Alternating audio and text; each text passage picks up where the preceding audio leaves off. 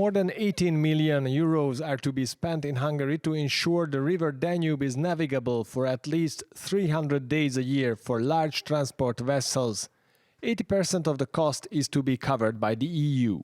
While the planned works will have an impact on natural habitats, even contravening some EU protection rules, Hungary has already been breaching its European obligations by not doing them for 20 years. According to the CEO of a Danube shipping company, water levels sank radically during the last decades.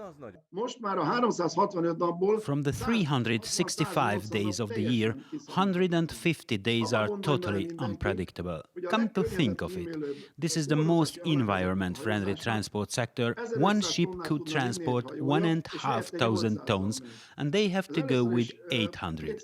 Half of the transport space goes to waste, and it really hurts the companies and our foreign trade. The experts of the nature protection NGO WWF have just started to assess the plans. They say that the works involve the cutting down of precious riverside forests.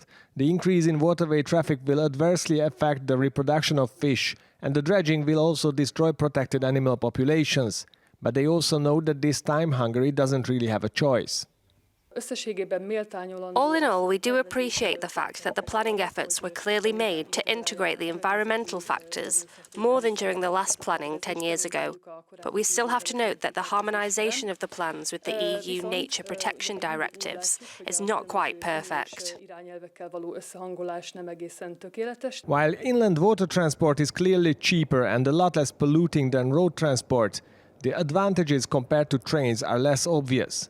Critics say that the Danube at best could become the transport road of cheap raw materials from Romania to Germany. Demonstrations against the further regulation of the River Danube were a symbolic moment at the end of communism in Hungary, and thus the state of the river as it is tied to the idea of democracy itself.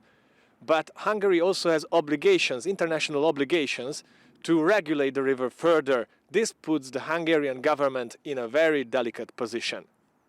Gábor Tanács for Euronews in Szob.